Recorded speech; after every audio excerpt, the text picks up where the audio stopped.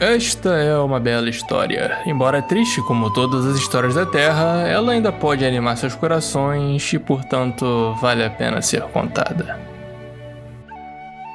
Era uma vez uma terra chamada Brasil, uma terra de proporções continentais e beijada pelo Atlântico. Suas florestas tropicais são ricas em minério, fauna e flora, e também escondem grandes mistérios ainda para serem descobertos. Motivos de disputa, atração e cobiça por povos estrangeiros.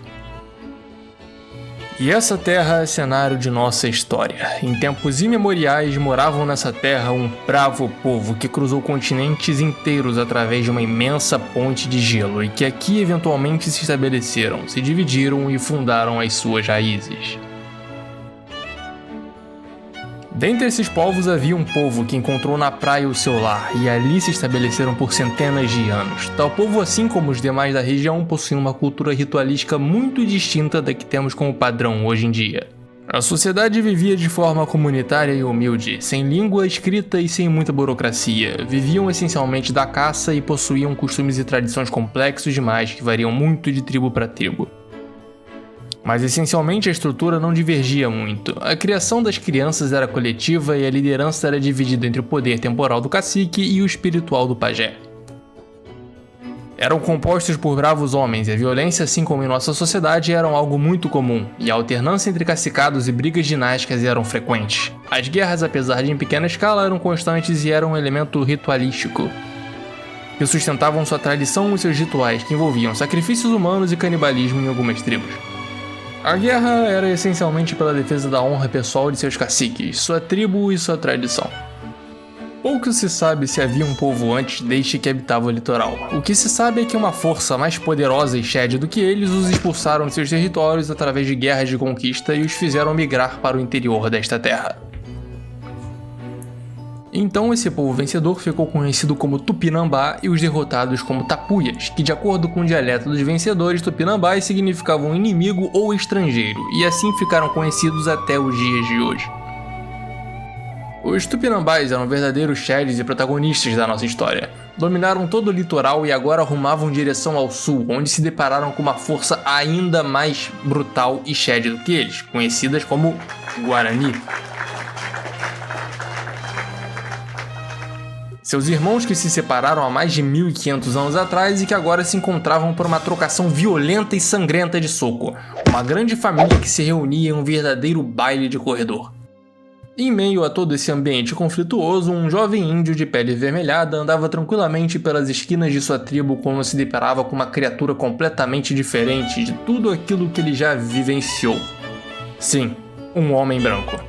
De barba e cabelos longos e de uma coloração distinta da qual ele conhecia.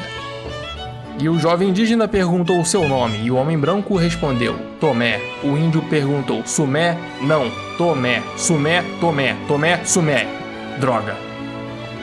Esse homem branco com aspecto de Gandalf apareceu do nada na região que conhecemos hoje como Rio de Janeiro, falando umas esquisitices bizarras de que era filho de um deus maior e umas doideiras do tipo.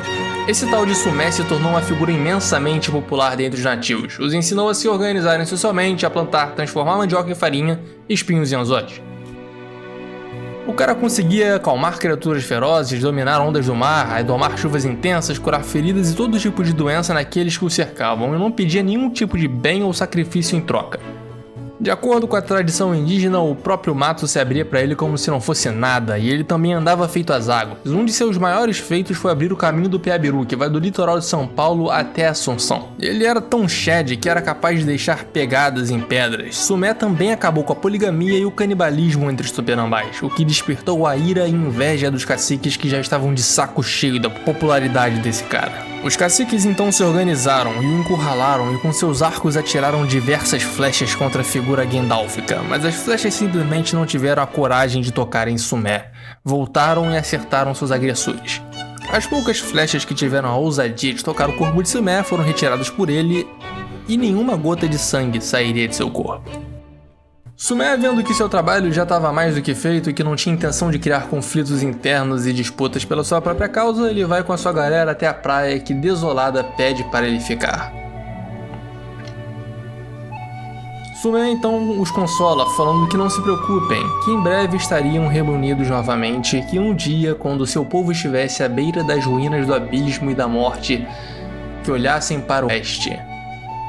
Todos ficaram sem entender nada e Sumer simplesmente andou sobre os mares e desapareceu no horizonte. As histórias de Sumer foram passadas pelos filhos, netos e bisnetos e trisnetos da tribo que guardaram para si muitos dos ensinamentos e costumes daquele homem branco que se nomeava Filho de um Deus Maior. Em uma bela tarde de sol escaldante, estava um desses guris, pensando reflexivamente nas antigas lendas desse tal homem branco chamado Sumer, enquanto contemplava fixamente o horizonte por onde tal homem mitológico foi embora, sem ter a menor ideia de que seria testemunha de um dos maiores acontecimentos que esta terra já presenciou até o momento.